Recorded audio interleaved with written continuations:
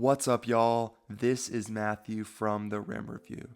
The Rim Review is a page that offers in-depth player analysis and gives nuance to the way that you watch basketball. In this series, we're going to be going over every single prospect in the upcoming 2026 NBA Draft. And in today's episode, we're going to be looking at one of the most inspiring basketball players that I have seen in my pretty much whole entire time watching basketball, and that is Bennett Stirtz. Going straight into Bennett Stirtz's offensive strengths, there are a ton of them because he's a pretty elite offensive scorer. And so firstly, I want to say that he's primarily an isolation and pick and roll scorer. He was in the 84th and 91st percentile respectively, so he's able to score with the rock a ton. Along with that, kind of connecting with in his pick and roll scoring, he's also able to pass and facilitate, and he had a 2.30 assist to turnover ratio at Iowa. Additionally, he's pretty athletic around the rim. He had a 1.4 points per possession, and he really has a strong, quick first step and is able to accelerate to get to the rack. And then lastly, if he doesn't have the ball, if he's used as a two or he just simply doesn't have the ball, he's a premier catch and shoot shooter, probably one of the best that I've seen, shooting 51% from three on catch and shoot shots. So transitioning into weaknesses, there are going to be a couple, most notably that he has a tendency to draw fouls. He drew 134 over the entire year, and so he tends to do that a lot, which is a slight concern where he has some bad shot attempts because of that. He also sometimes can be an inconsistent shooter off the bounce. He shot 31% off of the dribble and then 32% in pick and roll. However, I will say he's got really good footwork although he is a little inconsistent. And then lastly, sometimes he just settles for non-paint twos, which in my opinion, I don't love that shot attempt, but if it works, it works. Going into our first couple examples, we're going into transition. And so in this example, they're going against USC, and simply off of a defensive rebound, Bennett Stirtz gets the ball and gets a pull-up three. And so I don't hate this, and the fact that he's such a good shooter, I don't hate it at all. To be honest, the fact that it's really like a 3-on-2, if you look at this picture right now, to be honest, I would love if this guy kind of sprinted corner and number 23, Isaiah Howard, like sprinted to the rim. But the fact that he's such an elite shooter, you can get these shot attempts in transition. Another example of transition scoring, this was in March Madness. He gets the defensive rebound, and he's got really good change of pace and quick first step, as I've said. Pretty easy to get downhill, and the fact that this guy is a little too late getting into a stance where Bennett Stirtz can simply move the other direction, get downhill, there's no one at the rim, and that's a pretty easy layup for Stirtz. Transitioning into half-court offense, this is going to be simply his shooting. And so we see right here, he was in pick and roll, had a nice pocket pass, and then relocates for a catch and shoot three. And he's just a really, really, really elite shooter. So the fact that in this example, obviously some pick and roll, they play some drop, great pocket pass, as I said, and it's just butter from there, 50%. A ridiculous clip. He does it a ton, but I will say sometimes, again, when he isn't, an isolation and pick and roll shooter, there's a lot of shots like this where he simply is trying to draw a foul, and that just concerns me significantly because he's such a great shooter where, to be honest, again, I don't like this. I don't think this is a shot, but he can, snap drive and try to attack the rim, but instead gets a little step back and complains to the refs. He thinks Elliot Cadeau fouled him, but clearly he didn't.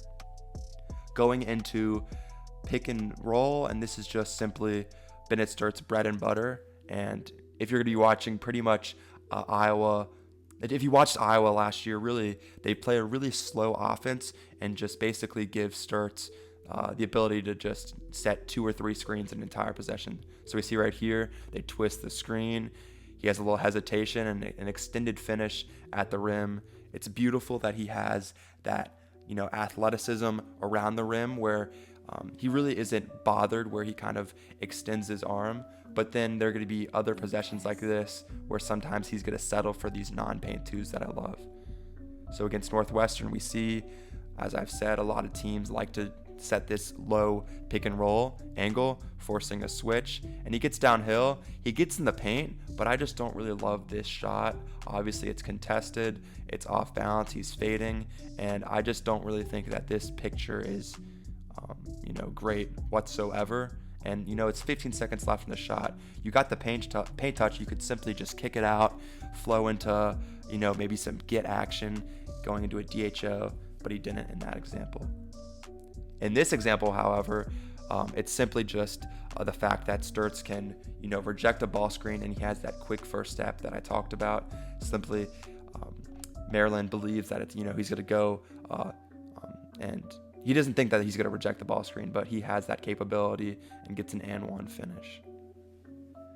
This is going to be, in my opinion, one of my favorite examples overall, and it's just his patience, and it kind of combines his facilitating abilities and just his overall patience in pick and roll. So we see right here they set kind of it's, I don't know if it's a 77 per se, but 2 screens on the ball. They're playing heavy drop coverage, and this is what I love to see from Stirtz, where you see that's a really good set screen, but he kind of slows right here, where eventually they have to decide that the big man's gonna pick up Stirtz, basically switch, but this guy's so far behind the play where if he continues to dive at the rim, it's just gonna be an easy over the head pass to Cam. But what I will say, and I think this is great for guys that are playing basketball but want to learn, when you're playing in pick and roll, I just love that they're basically on a string and they're constantly at the same level, where pretty much whatever Indiana does, they're kind of screwed. This next example against Xavier, it's going to be one of their first games of the year for Iowa, and he just really loves this mid-range shot. So again, he gets downhill after a ghost screen, and it's a mid-range shot. It's not a bad miss because it's back of the iron, so he can hit these shots, but it's just the fact that I think you can kind of maybe Nash dribble, which means that instead of he continues to dribble the ball and maybe get back and go to some flow action where he passes and tries to get some get action, whatever it may be. But instead, I don't love this shot. I will say there was 8 seconds left in the shot clock, so I don't hate it, but it's something to note that he consistently shoots these mid-range shots. Against Oregon, in some Big Ten action, I just love what Stirtz is able to do as a facilitator, as I've said. Again, he's got that patience and stops on a dime, and then again, same photo we see. They're playing drop coverage, but this guy's so far behind, you simply just have an easy pocket pass to get to Alvarado Fulgaris, and the fact that they really don't have a low man whatsoever, this is going to be a simple pocket pass into a great dunk. As I mentioned in the offensive strength section, Bennett Stirtz scores a ton and also facilitates a ton in pick and roll. So there are going to be a ton of examples in pick and roll, but this is really how he's going to score on the NBA level. And in this example, again, very, very simple, just middle ball screen where Stirtz is able to get downhill or attempt to. However, Maryland kind of tries to stop this with a quick gap, but as a result, Ben McCollum has taught his Iowa Hawkeyes so well, where you can simply just back cut, and Stirtz can simply hit the cutter on the back cut. It's beautiful. In March Madness, Stirtz played extremely well, and I think it's for good reason. As I'm kind of transitioning into his ability to shoot off the bounce and pick and roll, I know I mentioned in the weaknesses that he shoots about 32%, so not ridiculous, but he is able to shoot well, and his footwork is great. And so we see right here, it's going to be a simple screen by my boy Cam, and Stirtz rejects the screen. But as we go in slow motion, I think it's the fact that Stirtz really does a good job with his balance And so, again, if you just think about it logically, all of the momentum and all of the defender's momentum is going right here. But the fact that Stirtz can stop on a dime, step back, and hit a off the bounce three is beautiful, and it's something that he can consistently do at pretty much every part of the game. And again, this example I think you might laugh at, but if you've watched Iowa, this is really what they do. They're going to let Stirtz, work. They're going to have, 2 or 3, even 4 pick and roll opportunities in a possession, and they just let my boy Stirtz work. We get into some get action, and then Florida tries to go under, and so I don't hate this off the dribble shot. Obviously, it wasn't a paint touch example, but, at the NBA level, shorter shot clock, I don't hate that. And he has the capabilities to score. Similar to 2 examples ago, he's just got great footwork. And so in this example, again, a ghost screen, as we've talked about, you don't set it. And the fact that he can simply stop on a dime and get set, left, right, skip, and it's butter. Let's now transition into isolation scoring. And this is really the second part of his game that is, the most emphasized, the thing that I want to emphasize the most in this analysis. And so, firstly, I want to mention, obviously we saw some pick and roll there, but he gets to Fletcher Lawyer, and this is, I think, the beauty with this man right here, Ben McCollum.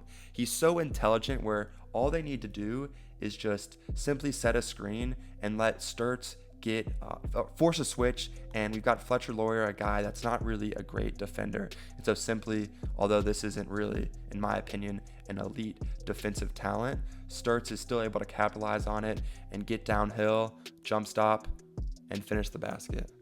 But I think it's just so beautiful what Iowa and Ben McCollum have been able to do with Stirtz, both at Drake and Iowa. In this example, again, it's going to be, just his quick first step capabilities. And as I've said, he draws a foul, but sometimes when he tries to draw these fouls, it worries me a little bit, but not the most major concern. It's just something, again, you need to focus. As I've said, mid-range shots, Stirtz loves it, although, although that's kind of it's a paint touch technically, but he stops at the nail, and it's a size up contested mid-range shot, but he is able to hit those. I do want to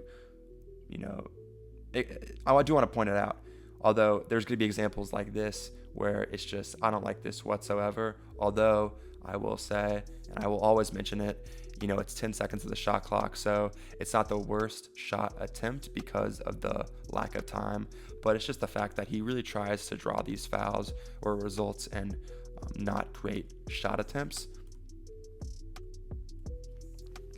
Again, another Big Ten example against UCLA, where he's against a larger defender, and he's got that isolation shooting capabilities. Really, this is even further than the NBA line, and so simple step back, great footwork. He's able to hit those pretty consistently, not as great as his catch and shoot, but pretty solid.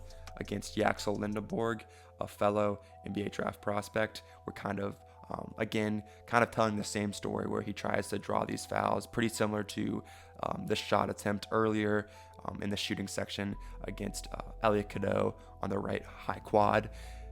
Does a pretty much similar thing where he kind of stops and he baits Yaxel Lindeborg to shoot, but sometimes that's just an off the bounce, an off balance shot, and you don't love it.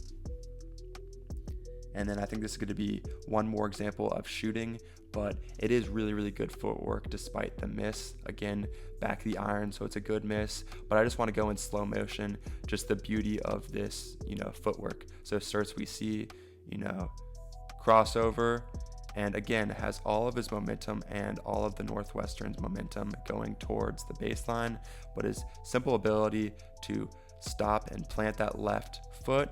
And then I just love the dragging of the right foot as he drags and then can stop and generate a ridiculous amount of space for him to shoot. And, it's an uncontested shot. I'll live with those type of shot attempts. Against Purdue, Again, as I've said, just off balance, don't love it. I'm just gonna let it really play through. But again, step back and off balance. Again, 15 seconds left on the shot clock, late in the game. They're trying to force a 3 to cut the Purdue lead, but I just don't love it. Lucas. Dribble handoff examples, just simple. Again, shooting, really, really beautiful, and I really like what Iowa has done with Stirtz, and so the fact that he simply is able to get Kylan Boswell to get clipped by the screen results in some beautiful examples. Against Northwestern, we're going to be going into some attacking closeout situations. So at the beginning of the possession, we had a screen, which resulted in, I'll go back, 2 on the ball, as we've said. Bennett Stirtz is not bothered by this pressure, and so simply gets to pass the ball away, and Stirtz is able to have an elite snap drive, which I love to see, off balance, but unfortunately he's off one, and so a lot of the times we see right here, I don't love the fact that he's complaining, trying to ask for a drawn foul, but a lot of the times he wants to have that athletic, finish, but sometimes he results in undisciplined shots. Simple attacking closeout. It's going to be a strong rip by him, really strong, and then beautiful pocket pass to get to his teammate, and Cale Combs is able to hit the 3 at the start of the game. Transitioning into Bennett Stirtz on the defensive end, there are not a ton of defensive strength. The one to note is that if he does get beat, which I will mention in the defensive weakness sections, he does a really good job at recovering, which is, a good sign. And I think for those that kind of stat watch, you see that, he averages over a steal a game. But I will say, even though it's a high volume of steals, a lot of those come from Ben McCollum and their scheme that they run. And again, another defensive strength. There aren't a ton of them, but I think he was taught well by Ben McCollum, and he does have some smart tendencies in pick and roll defense. Pretty much everything else, though, is going to be a weakness. I'll be blatantly honest, he can't really guard the ball. He has a tendency to try to gamble, which results in him getting behind the play. And then along with that, he's kind of lazy. He will frequently give up on plays, which just worries me, especially at the NBA level. I know you're an offensive talent, but you need to at least hold your weight a little bit on the defensive end. He's also not a great off-ball navigator. He gets clipped, and so, he's a taller guy, but you still should be able to lower your shoulder and try to navigate through these off-ball screens. And then lastly, when he closes out, which he rarely does, it's usually a lack of effort.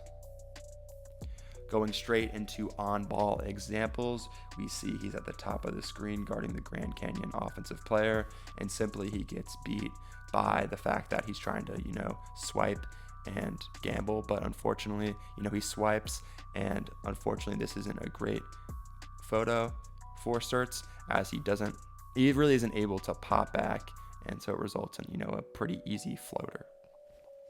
Again, it's going to be another example of Stirtz trying to gamble. We see against Wisconsin. Again, it's just not a great example of him being, body between or walling up. And so he just kind of can get pushed around by pretty much anyone. And so anyone with capable handles, pretty much any NBA point guard or shooting guard are able to kind of bully around Stirtz. Also, sometimes when he gets beat, he sometimes just will foul. And so again, he tries to, get a steal, and I just don't really love this. I don't think you really need to pressure him. If you want to, you can, but I don't think you should be, trying to swipe, because once you swipe and the guy with the ball realizes this, it's just straight downhill, and then Stirtz fouls him and gives up an and one. I will say there are some positive examples. However, there aren't a ton. In this example, though, it's just a simple chest blast where he's able to get a charge drawn and, fires up, the entire Iowa bench. But it's just the unfortunate reality where, most of the time it's going to be clips like this that are kind of telling the story.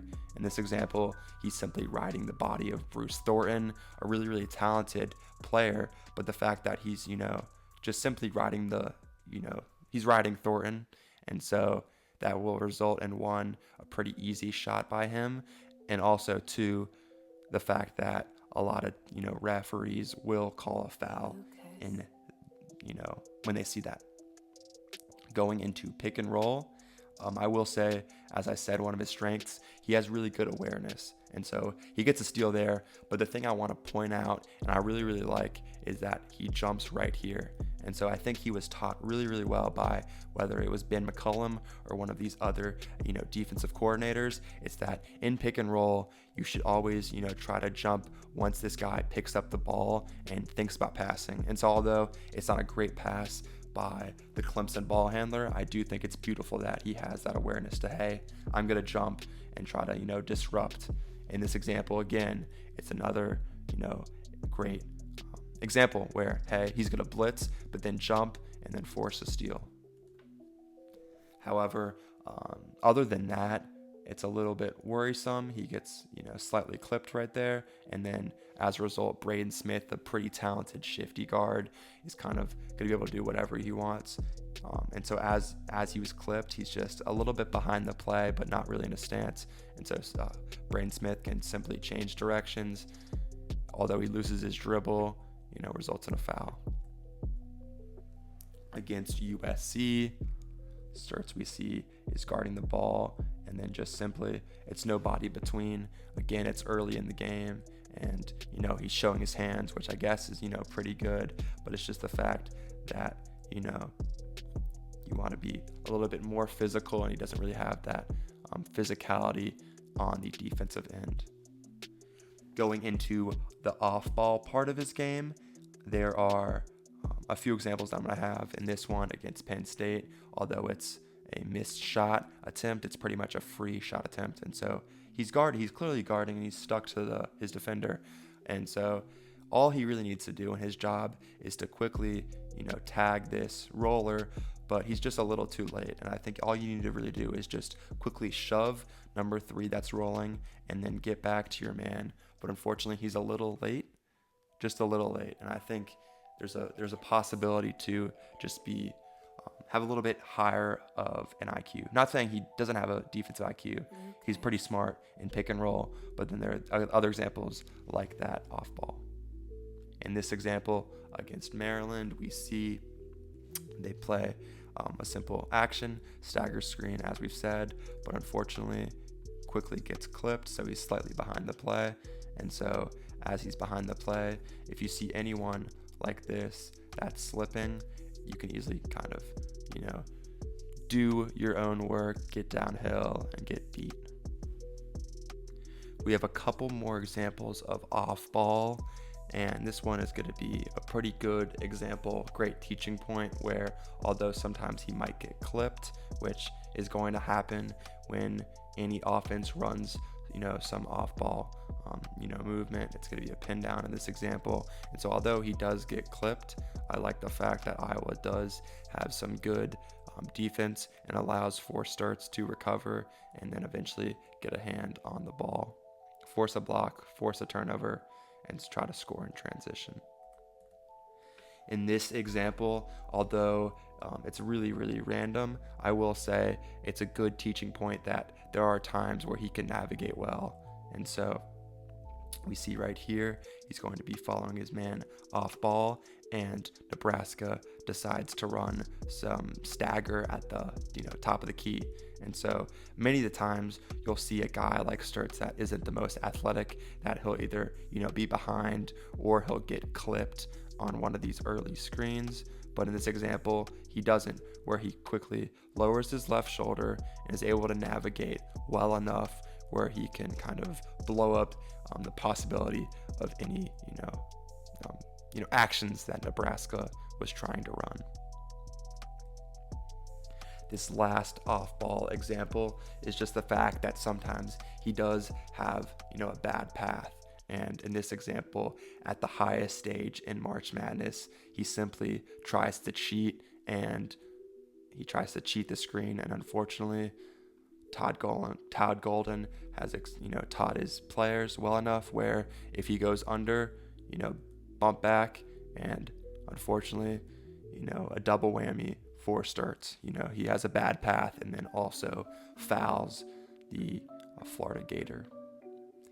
And this example kind of transitions from help defense to on ball. And so I think there are two pretty decent teaching points. One, I think he does really, really good in the gaps in this example. So Bruce Thornton is driving to the paint, driving to the nail, and Stirtz does a good job at quickly gapping and getting back to his man. However, then we kind of get back to the fact that, back to reality, Stirtz can't really, unfortunately, guard the ball at a high level. And so, unfortunately, although he gets a hand on the ball and forces a turnover, he doesn't have that body between where he walls up. Against Southeast Missouri, early in the season for Iowa, sometimes Stirtz will gamble. So we see right here, he's at the block, opposite end of the court, and he simply, tries to gamble. And I know, you love steals, and he's a guy that does have a high volume of steals, but sometimes you just need to accept, hey, I'm going to just stick to the ball instead of trying to gamble. Because when you do gamble, we get pictures like this where he's going to be off balance and he's going to just be behind the play. Right here in the Big Ten tournament, we see Stirtz at the top of the screen where it's just, a bad gap. I think he's got a good idea, and I like the fact that he is, trying to gap on a guy that is really, really athletic and a really, really talented scorer in Bruce Thornton. However, I will say, again, your job as a guy right here is that you just simply need to swipe and then get back. Unfortunately, he commits too much and jumps, and as a result, he's out of the play. Thornton kicks out. In a perfect world, guys are going to, kind of rotate, but unfortunately he doesn't, and it's just a wide open 3-point attempt. Going into my last few examples, this is just going to be closeouts, and the fact that he kind of just doesn't close out a lot of the time. Right here we see he's, in a mismatch as a low man against Nebraska's big man. And so although Iowa, is gapping, Stirtz has the realization that he's going to have to pick up, but unfortunately just lack of effort, no contest, at least get a hand up, but he doesn't. I will say sometimes he is able to pop back pretty well. That's the type of closeout that I want to see. We'll, quickly go back. If you're going to close out, I like this. You're going to, if you are going to decide to be a little bit undisciplined and jump, simply just, hop step kind of, and he's able to pop back. And so again, he's able to recover, and he gets help from Cam to force, a bad shot attempt, bad floater. With all things considered, looking at both Bennett Stirtz on the offense and defensive end, I think he's a really, really, really talented player. As I've discussed, he is an elite tall playmaking guard who can score with ease when he's got the ball. However, a majority of his scoring is going to be in pick and roll and isolation. And I think as an NBA GM, you're really going to need to make a decision where, hey, are we comfortable with a guy like Stirtz handling the ball? Which I think, I'd be willing to. I think he's really, really talented, but you need to accept that there's going to be this, sort of trade-off where you're going to have this elite offensive player, but, on the defensive end, it's a whole nother, world, and it's a major concern. And so it's really, you're going to need to balance, his age and that defensive liability. Does it get outweighed by the offensive talent? My slight concern is that there has been a tendency and a history of a lot of offensive talents that are not quite great defensively. Sometimes they don't pan out so well. But I think Stirtz is really, really talented enough where he should be a mid to late first round pick and a guy that I think can pan out for sure. So I will say thank you so much for watching another episode of the Rim Review. Again, if you have any players you want me to watch, just comment them down below, and then also let me know your personal thoughts on Bennett Stirtz. Until next time, thank you so much.